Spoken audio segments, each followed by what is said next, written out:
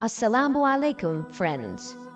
Today, I will tell you a story about the punishment in the grave of a seamstress girl. This girl was a memorizer of the Quran and used to earn her living by working on a sewing machine.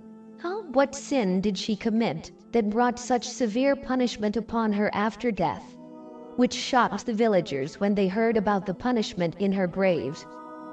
Because she was known to be very pious. There was a girl whose unknown wrongdoing came to light after her death, and upon hearing it from her mother, everyone was completely stunned. To know the full story, you must watch this video until the end, because many women make similar mistakes while sewing clothes. Today's story holds a significant lesson, especially for those who work as seamstresses, because unknowingly, they make such mistakes, which lead them to face severe punishments. Before starting the video, make sure to give it a like. And if you are new to the channel, click the subscribe button and the bell icon next to it. So, let's get started. Friends, in a distant part of a town lived a girl named Fatima with her mother. Her father had passed away. Fatima's mother had taught her the Quran from a young age. Fatima went to school and also learned how to sew on a machine so that she could help sustain the household by making clothes for people. The mother and daughter could manage to eat 2 meals a day. Fatima was a very hard-working girl. She had certain conditions for making clothes which she never compromised on. For instance, one day, it was getting close to Maghrib. After Asr had passed, 2 women had been sitting with her for a long time, asking Fatima to make clothes for them. But Fatima firmly responded that she wouldn't be able to make their clothes. Then the 2 women requested Fatima, "Look, Fatima, you make everyone's clothes so beautifully. Please make ours too. We have bought very expensive fabric. We don't want to waste it by giving it to a bad tailor. You know, everyone in this neighborhood gets their clothes made by you. You make beautiful clothes at a low cost. Your clothes are very comfortable to wear and look beautiful." Fatima replied, "But the design you are asking for, I do not make such clothes. In that design, the belly will be exposed, and in the pajama design, up to the ankles will be visible. Astaghfirullah. How can I make such clothes?" With these words, Fatima clearly refused. The women then said, "We will give you 1,000 taka. We really like your sewing. You do your work with such care." Fatima stood up from the machine and said, "No, I will not make the dress." Then she went to teach the children the Quran. Fatima's mother apologized to the 2 women for Fatima's behavior and said, "My daughter is very modest. That's why she does not make such revealing designs."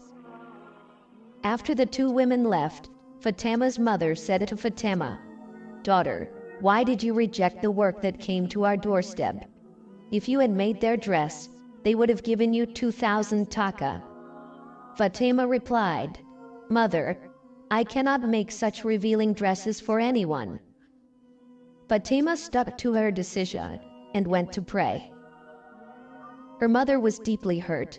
Whenever she spoke to Fatima about such matters, Fatima would always respond in this way. Fatima's mother loved her very much. Her mother worked at other people's houses, and Fatima worked at home sewing clothes.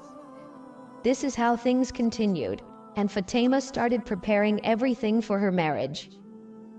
Eventually, Fatima's mother found a good boy and got her married. The boy was poor, but he respected Fatima a lot. When Fatima's mother arranged the marriage, she said, "I don't have a son. Besides my daughter, I have no one in this world.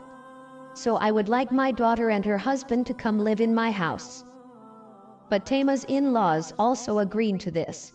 After all, Fatima was already living with her 2 sisters-in-law and 1 brother-in-law's wife in her in-laws' house. For this reason, her father-in-law, mother-in-law, and Fatima's mother all agreed to the proposal. In this way, after her marriage, Fatima's husband started living with her at her mother's house. No matter how much he earned, the household was still struggling. Fatima still had to sew clothes. Time passed, and Fatima became pregnant. At that point, sewing became extremely difficult for her. Meanwhile, Fatima shared the news of her pregnancy, but on the other hand, her husband came home and informed her that he had been fired from his job. Upon hearing this, Fatima broke down in tears. She said, "What will we do now? How can I continue sewing in this condition?" Fatima said. Her husband comforted her and assured her that he would find another job soon. Fatima's husband's name was Abdur Rahman. During her pregnancy, her husband took great care of her. When she sat down to sew, Rahman would make her tea. Sometimes he would prepare snacks and go out every day to look for work. But he couldn't find any job. This is how things continued, until finally the special day arrived. Fatima gave birth to a beautiful baby girl. Fatima's husband and her mother were overjoyed to see the baby. Fatima's husband, in his happiness of having a daughter, started distributing sweets to every household. Strangely enough, with the birth of his daughter, Rahman also got a job. The place where Fatima's husband got the job was owned by a very strict man. He treated his workers very harshly and did not care about anything other than work. Helpless people were forced to work in his factory. He often insulted his employees with bad language. Meanwhile, Fatima's household was going through great hardship. When Fatima's daughter grew a little older, Fatima started sewing again so that she could provide better for her daughter. The women who would have clothes made by her used to give Fatima the leftover fabric pieces. By stitching those small pieces together, Fatima would sew clothes for her daughter. This is how their days passed. As Fatima's husband did not earn enough money to cover many expenses, he could only manage to pay for the electricity bills and household groceries. After that, more misfortunes struck their lives. One day, Fatima fell down the stairs, and her head was severely injured. Blood was pouring from her head. And seeing this, Fatima's mother screamed and started crying. The villagers gathered around their house. Soon, Fatima's husband was informed. It was a weekend, but Fatima's husband had gone to work to earn some extra money. He thought he would use this money to buy a toy for his child. When he heard the news of his wife's accident, he quickly locked up the factory, put the key in his pocket, and rushed home. While taking Fatima to the hospital, she passed away on the way. Rahman was recalling all the things Fatima used to say in her life. He cried uncontrollably. Fatima's mother cried even more because she was thinking, what will happen to the little baby now? The baby was still nursing. Thinking of this, Fatima's mother cried even louder. After Fatima's sudden death, everyone felt deeply regretful. Everyone said, "Who could have imagined that this young girl would leave the world at such a young age?" They all spoke about Fatima's good qualities. The villagers knew how pious and modest Fatima was. She took care of everyone, and everyone praised her. Fatima's mother and her husband cried until they nearly fainted. The time for Fatima's funeral came closer. After the funeral, Fatima was buried in a nearby graveyard. While burying her, the factory key slipped out of her husband's pocket. After burying her, everyone returned home. By evening, everyone had gone back to their own houses. After Fatima's departure, the house felt like a desert. Fatima's sewing machine was still sitting there in front of them. Seeing the sewing machine, her mother would break down in tears again and again. Since she had already lost her husband early in life, now losing her daughter at such a young age felt unbearable. The thought of her little granddaughter being left alone pained her even more. Fatima's husband, Rahman, was taking care of their baby. He had the little girl on his lap. But in this situation, it was impossible to console the mother. The daughter who had been like her right hand was now gone so quickly, and Fatima's mother could not believe it. She said, "Just a little while ago, my daughter was sitting here sewing clothes. How did this happen so suddenly?" Fatima's little daughter was crying restlessly. Fatima's husband, Rahman, decided not to go to work for 23 days to take care of his little daughter and mother-in-law. He himself was suffering from the grief of losing his wife. He planned to tell his boss that he would not be able to come to work for 23 days. But when he reached into his pocket, he couldn't find the key. He became very worried. After searching for a long time, he remembered that the key might have fallen into the grave. Fatima's mother noticed Rahman's worried expression and asked, "Rahman, son, what happened?" Rahman replied, "Mother, I had the key in my pocket, but now I don't know where it has fallen. Maybe it's in the mosque or in the graveyard." Then Rahman thought that the key might have fallen inside the grave. He became very anxious because the factory owner was a very strict man. He wouldn't hesitate to take Rahman's life over a simple key. While Rahman was thinking about all of this, the factory owner called.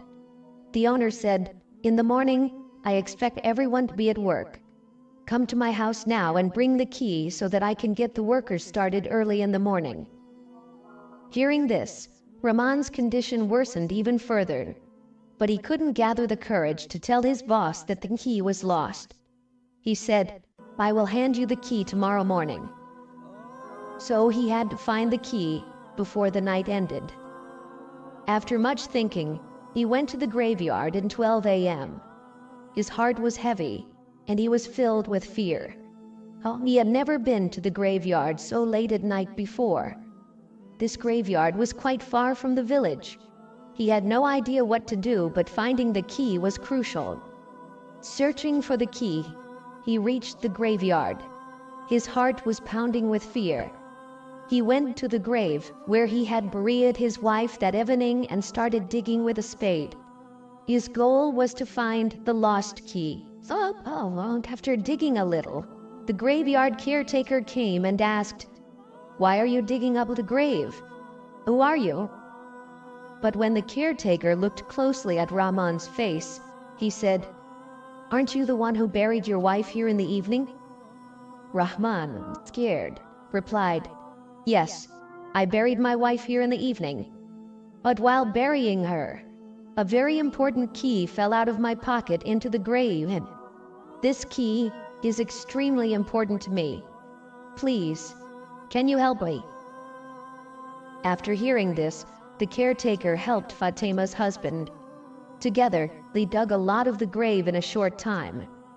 By then, Rahman's fear had subsided a little, and hope of finding the key had started to grow in his heart. When they were almost done digging, both of their eyes widened in shock. The caretaker quickly started covering the grave with soil again. Both were sweating heavily. The caretaker asked, "What kind of woman was your wife?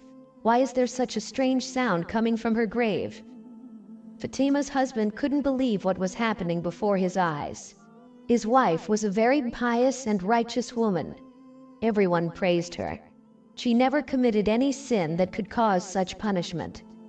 Rahman became restless with anxiety. The caretaker said, "Make other arrangements for the key. If needed, get a new key made. But retrieving the key from the grave like this is not possible. And you've seen for yourself that the punishment in the grave isn't stopping. You should seek forgiveness and repentance. If something happened that is causing her this punishment, find out what it is, so you can pray for her soul's forgiveness." Rahman cried all the way back home. When Fatima's mother saw him, she asked, "Son, where have you been until this late at night? I've been worrying about you for so long." Rahman sat down at his mother-in-law's feet and crying kept saying, "Mother, all my peace and happiness are disappearing." Rahman was still very shaken. Fatima's mother said, "Son, tell me what happened. Where have you been all night?" Rahman replied, "Mother, I went to the graveyard to find the key, but after what I saw there, I may not be able to breathe peacefully for the rest of my life." Fatima's mother got scared and said, "Don't beat around the bush, son. Tell me everything that happened. What really happened?" Crying, Rahman said, "Mother, when I dug up Fatima's grave, I couldn't believe my eyes. Mother, such severe punishment is happening to someone as pious as Fatima. I can't even tell you what I saw. There was fire burning on Fatima's lips, and she was screaming in agony. I tried to put out the fire, but her lips had become large and swollen. The rest of her body was fine, but her lips were terribly burned. I managed to extinguish the fire for a while, but then it started burning fiercely again. At first, I didn't understand, but then the caretaker said, 'This is Allah's punishment. Allah is only punishing her lips.' Mother, I don't understand why only her lips were burning. She used to always recite Allah's name with her lips. She never spoke ill of anyone. She was a good woman." Fatima's husband and her mother spent the entire night crying and praying for Fatima's forgiveness from Allah. When the Fajr Adhan was called, Fatima's mother said to Rahman, "You should go to the mosque and tell the Imam everything you saw. Only he will be able to tell us what's really happening and why my daughter is facing this punishment. Why is my daughter being punished like this?" Imam Sahib was not angry, and he was a wise person. "I believe he will surely guide us to the truth." Rahman felt that this was the right thing to do, because if anyone could solve the problem, it would be Imam Sahib. After finishing the prayer with great respect, Rahman, while crying, told Imam Sahib everything that had happened the night before.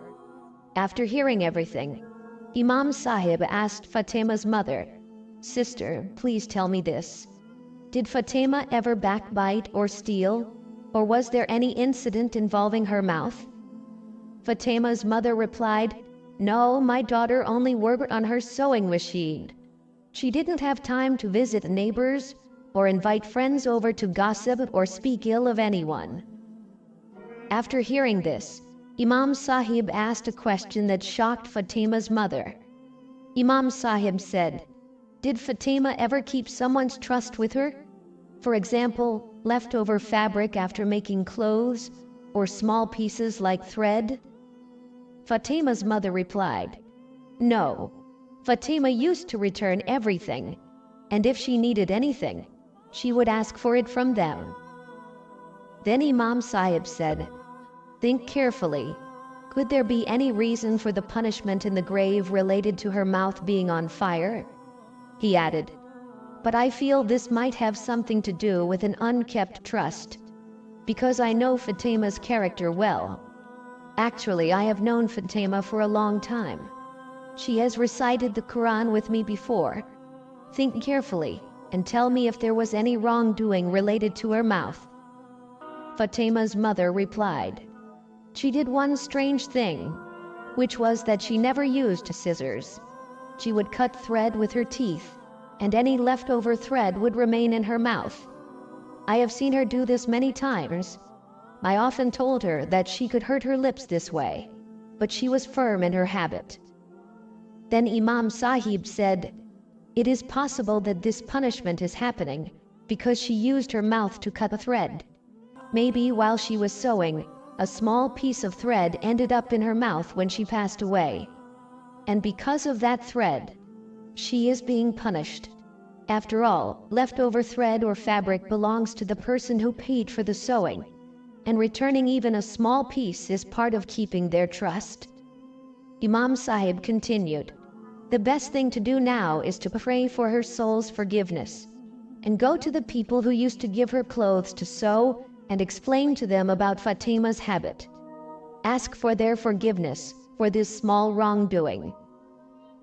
Hearing this, Fatima's mother became very worried. She thought, this was such a small issue.